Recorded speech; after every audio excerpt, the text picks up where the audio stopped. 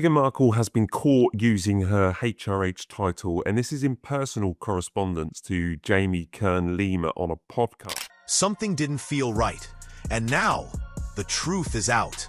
Meghan Markle's latest appearance on the Jamie Kern Lima Show was supposed to be a triumph, a reintroduction to the world, a heartfelt moment where the Duchess of Sussex sat down to share her growth, her motherhood journey, and her new projects. But in an unexpected twist, it backfired, and badly. I have full body chills right now. For your whole life. And here's everything and every moment that I wanted to tell you how much I love you and like how proud I am of you. And of all things, it's making me emotional. Viewers who tuned in expecting inspiration instead walked away stunned after Jamie Kern Lima accidentally dropped a subtle yet powerful bombshell that may have exposed one of Meghan's most manipulative moves yet. Fake letters, allegedly written by her children, used to create an emotional narrative that simply wasn't true. Much time being a royal, she didn't really care for it. She was only working royal for a handful of engagements and several months before she disappeared with her family. Yes, you heard that correctly. The feel-good moment Meghan crafted, reading so-called letters from Archie and Lilibet. That man loves me so much. And you know, look what we've built. We've built a beautiful life and we have two healthy, beautiful children. Meant to show how her children support and inspire her work, may have all been staged. And it wasn't a tabloid or anonymous insider that said it. It was Jamie Kern Lima herself who, during a brief but telling moment in the podcast, seemed to struggle with confirming the legitimacy of these letters. With a pause, a stutter, and an awkward change of direction, Heaven forbid the idea that she could just be after a little bit more of attention. Look, this is a podcast. It was an hour-and-a-half podcast of her talking about her life, talking about her projects, talking about her children, talking about her love. She hinted that perhaps the emotional story Meghan had just shared was more of a performance than a personal truth. The interview was clearly pre-planned, tightly scripted, and perfectly timed. Yet, despite all the preparation, something slipped. And the world noticed. In the few seconds it took Jamie to move past Meghan's anecdote about her children's letters, the damage was already done. Social media lit up with reactions. That's, I think, the best part about being a mom. And we go back to like a love language or gifts. It's not about the grandeur of a gesture. It's about I see you. Clips of the moment began circulating, and fans and critics alike began questioning everything. Was it all fake? Were the letters real at all? Or was this another one of Meghan's media strategies? This time using her own children to tug at the heartstrings of viewers and paint herself in the most flattering light possible? This moment didn't come out of nowhere. You know, one of the things with parenting, you watch as you're building their confidence and their self-esteem, a word that I use a lot with them is yet. You know, and how to reframe things for kids when they're like, I can't do it. I can't do it yet. In fact, it fits perfectly into a growing pattern that's become hard to ignore. Meghan's public persona has often relied on carefully crafted emotional storytelling. Whether it was the controversial Oprah interview or the Netflix documentary that painted the royal family in harsh tones, Meghan has consistently positioned herself as the misunderstood outsider. I just have created such a strong boundary for myself. And even we were like, no, but it's a good one. It's like, there was this quote that I had up in my trailer when I was on Suits, talk about being a soothsayer or if it's divinely ordered. How on earth would this be the quote that I had printed up in my trailer? The mother fighting for peace, the woman silenced by a powerful institution. And now, with these suspicious letters, it looks like she's once again playing the role of the heartfelt mother. Except this time, the script may have been written by her, not her children. Let's take a step back and look at what actually happened. During the interview, Meghan told a sweet and touching story about how Archie and Lilibet had supposedly written her letters to encourage her before the podcast. Me and she said, oh my gosh, like I did this interview and I can't remember verbatim what she said, but she was like, I give up. I don't even know what to say anymore. And I said, well, I didn't hear about it. Hadn't heard about it at all. The way she told it was perfect. Just enough vulnerability to make her seem relatable, with a dash of empowerment to inspire the audience. But when Jamie responded, her body language shifted. She hesitated. Her words lost their smooth rhythm. Then came the moment that changed everything. When Jamie said something that many now interpret as an accidental admission. I just texted her back. I was like, I hear there's something about like pie. And then we ended up, she was doing something on Instagram. So I ordered some pie on Instacart. That the letters were not genuine. And this is where the damage begins. If those letters truly weren't written by her children, then Meghan Markle didn't just mislead her audience. She weaponized motherhood to score emotional points. That's not just manipulative, that's dangerous. Because when public figures begin to fake authenticity, when they stage emotional moments to gain trust and sympathy, People, I think women were really fired up of like, yes, clap back, enough. Yes, and Yeah. also it's because that's who you are. Yeah. You're like, you know what I mean, and I find this podcast that Megan did yesterday very interesting. Some part of it you would want to believe, but for the most part, you could easily see we tried to produce a letter, for example, and I will play the clip in a second. The letter, she said, was it breaks the very bond they're trying to build with their audience. The backlash was immediate. Viewers flooded the comment sections, Twitter threads exploded, and YouTube channels began dissecting the interview frame by frame. Words like calculated, scripted, and fake became recurring themes. Meghan, who entered the podcast hoping to rebuild her image, may have just done more damage than good. And yet, there was no apology, no clarification, no denial.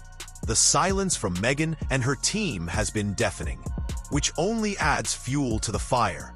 Because if the story were misunderstood, if Jamie had made a mistake or the moment was taken out of context, wouldn't Meghan's camp have corrected the record immediately? Instead, they've said nothing, not even a carefully worded PR statement. Nothing, which leads us to ask, what else has been curated?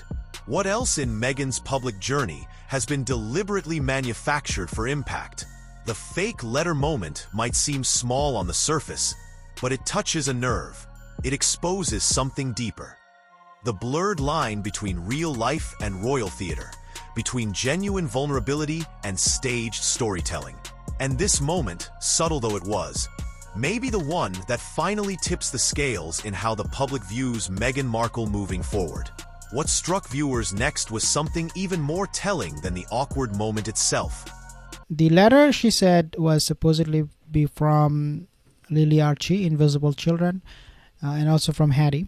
But then she says something that actually piqued my interest, or was it real? This is actually absolutely nothing new when it comes to fakeness, when it comes to using her. The letters that Meghan claimed were from her children didn't look like they came from kids at all. There was no sign of childlike handwriting, no innocent phrasing, no grammatical mistakes you'd expect from a toddler barely learning to speak, let alone write. Instead, the language was polished, mature, and oddly poetic. More fitting for a press release than the scribbles of young Archie or baby Lilibet. One letter even reportedly included a line about being proud of Mummy's voice and her courage to speak truth. Admirable? Sure. But believable from a 4-year-old? Hardly. Critics across media platforms started asking the same question. Who really wrote those letters? Because if children didn't, then Meghan crafted them for effect. And suddenly, what was supposed to be a tender moment became something much darker. A manufactured emotional tool designed to manipulate public perception. And this ties directly into what many are calling a recurring tactic in Meghan Markle's media appearances: curated vulnerability. Time and again, Meghan presents stories that seem deeply personal, yet feel just a little too convenient. Too perfectly timed to align with her latest media move or brand push. Think back to the Oprah interview, where emotional revelations were strategically dropped just before her and Harry's new deals were announced. Or the Netflix series, which turned personal struggles into dramatic narratives right before launching archetypes and her Spotify presence. The letter scandal, if true, is just the latest in a string of carefully designed PR plays. But this one feels more personal because it involves her children. It crosses a line many believe should never be crossed. But nevertheless, they do. They still do. And one of the examples could be from this one. A basket of gift looks like with the jam. Wondering what is the reason behind it. It is because of this. We know that this married couple, they're going to be celebrating their 14th wedding anniversary. Using your kids to fabricate emotional stories for attention. And that's what has upset people the most. This wasn't just about spinning a narrative. It was about using the image of innocent children to gain sympathy, trust, and admiration. Even more troubling is how fast the public responded. The podcast barely had time to gain momentum before critics on YouTube, TikTok, and Twitter began calling out the inconsistencies. Influencers who normally stayed neutral started questioning Meghan's intentions. Some said it was emotional blackmail. Others described it as a betrayal of trust. But perhaps what's more damning than the fake letters themselves is how this entire moment reveals the inner workings of Meghan's media machine. This wasn't a spontaneous podcast. It was the worldwide premiere of Jamie Kern Lima's new show, an opportunity crafted for maximum exposure. The entire production was high-end, down to the lighting, the audio quality, and the talking points. Meghan didn't walk into that studio to chat. She came in with a purpose: to relaunch her image, to reconnect with audiences, and to control the narrative once again.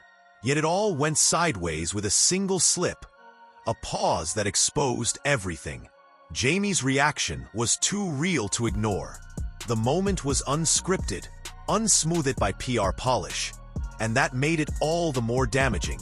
In that second, viewers saw something they hadn't seen before in Meghan's highly managed public image. Vulnerability, not from her, but from the truth peeking through the cracks. And that's what makes this story so powerful. It's not just about a fake letter. It's about a pattern, a growing body of moments where Meghan's public image doesn't match the reality behind the scenes. From interviews to staged photo ops to curated narratives. Right out of the gate, like 6 months into dating. So now 7 years later, when you have a little bit of breathing space, you can just enjoy. They showed a completely different picture as a couple. But we don't see those loving and kissing and hugging anymore. What do we see instead? It's becoming harder and harder to tell where the real Meghan ends and the manufactured version begins. And for a woman who built her brand on authenticity, that's a serious problem. Now let's talk about the pattern, because this latest fake letter moment isn't a one-time incident.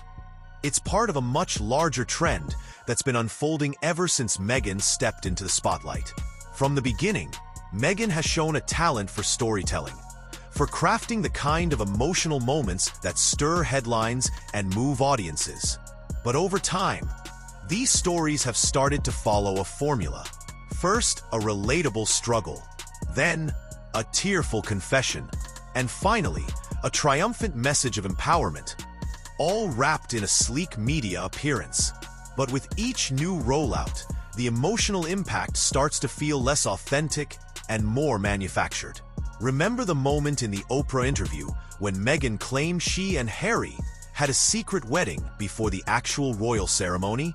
That story dominated headlines until it was quietly walked back days later, or when she tearfully spoke of not being protected by the palace, while conveniently skipping over contradictions that later came to light. And then there's the Netflix docuseries, filled with carefully edited moments that painted her in a glowing light, while pushing all criticism onto the monarchy and the media. So when Meghan pulled out those letters from her children on Jamie Kern Lima's podcast, it felt familiar. Too familiar. Another emotional piece in a larger media puzzle. But this time, the audience didn't buy it. Why? Because the performance cracked. Jamie's unexpected hesitation, the lack of actual proof, and the growing skepticism online turned what should have been a touching moment into a viral red flag. It broke the illusion, and what followed was swift. Within hours of the podcast airing, #fake letters was trending on X. They're having a good marriage, honeymoon, they're in a honeymoon phase. I mean, which couple they go on a honeymoon phase after 7 years of marriage with all the kids? Now, in the same podcast, she will be mentioning about her daily life. Yes. I have a letter. He's also a fox. If you haven't noticed, my husband's very, very handsome. But in a Critics pounced. Commentators called it another PR stunt, while body language experts began analyzing Meghan's expressions during the moment she read the letters. The consensus? It felt rehearsed, too polished, not spontaneous at all. And more importantly, it didn't feel like the truth. And this brings us to section 6, the reaction from the public. And it was brutal. Meghan's critics had a field day. But even more telling was the disappointment from people who once supported her. Former fans started expressing doubts, saying they no longer knew what to believe. One comment that went viral read, "I wanted to believe her, but this feels like she's acting again." That comment hit a nerve, because for many, that's exactly what this podcast felt like. A performance.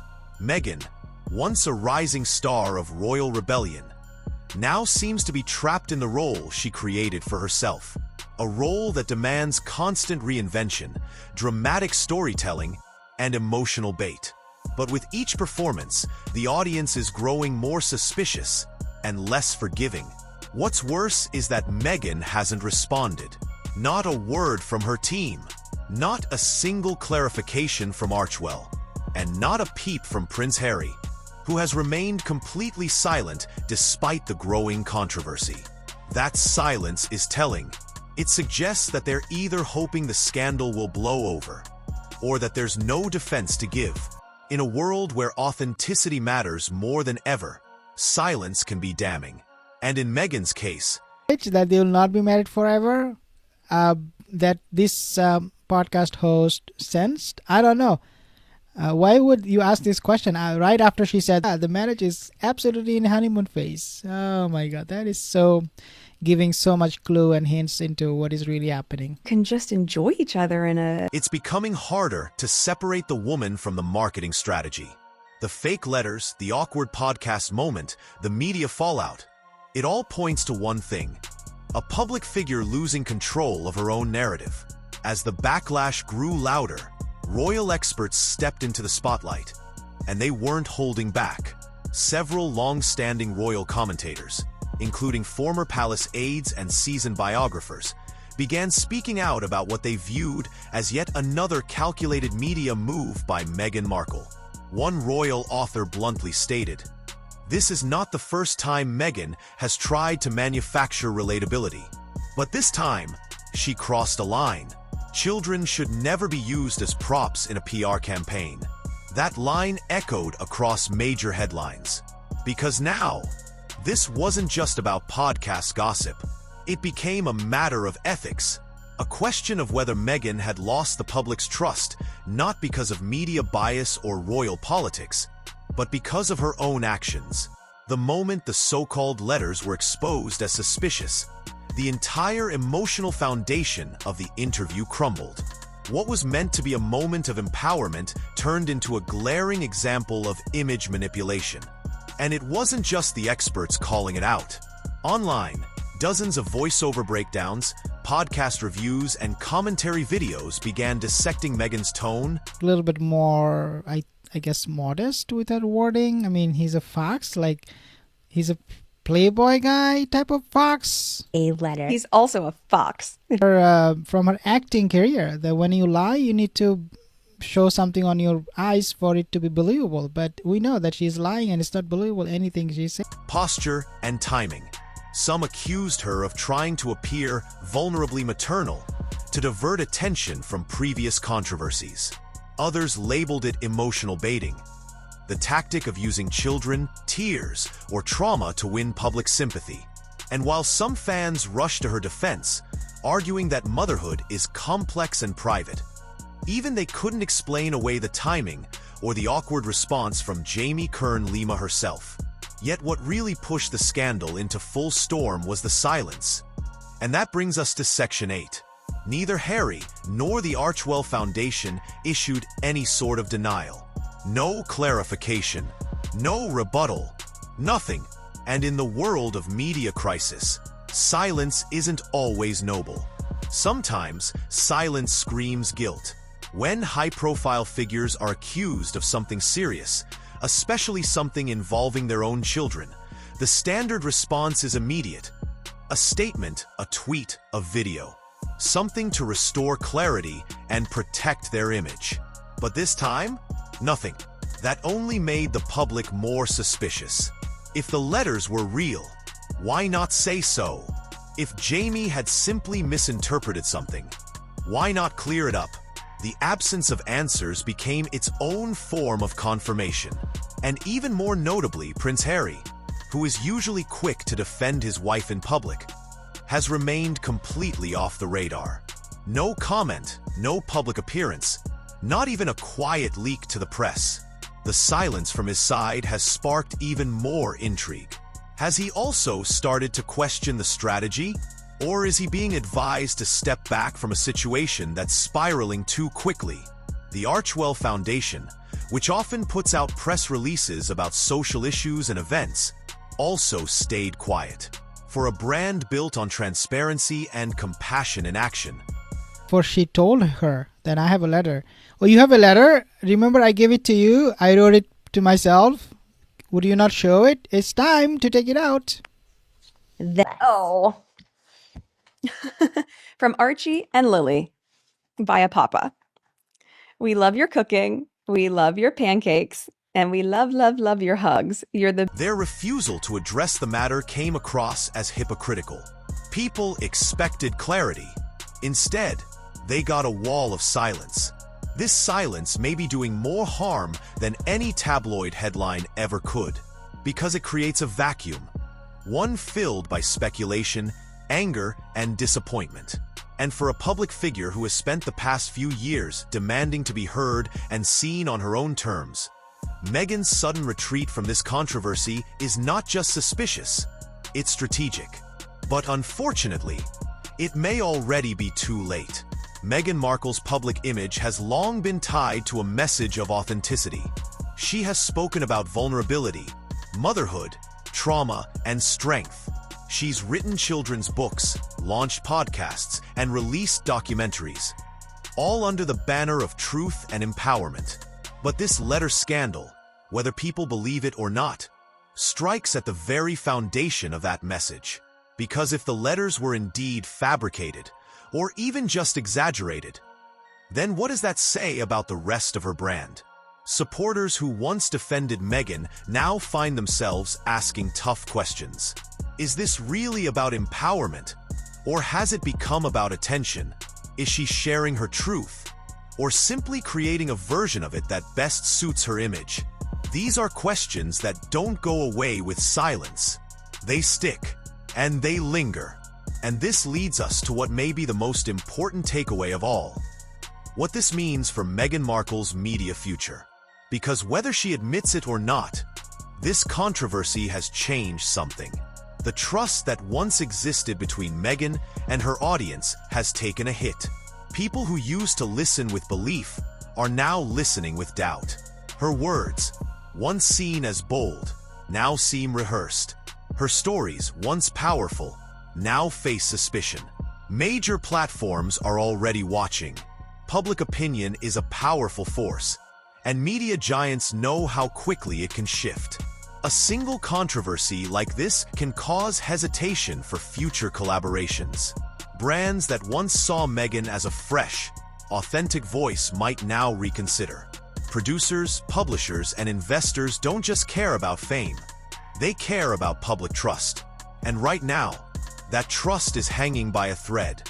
Even if Meghan recovers from this moment, and she might, it will come at a cost of credibility, of reputation, and of narrative control. The fake letter controversy may be the moment that marks a shift in how the world sees her. Not just as a former royal, not just as a mother or a media figure, but as someone who, when given a global microphone, might not be telling the whole truth.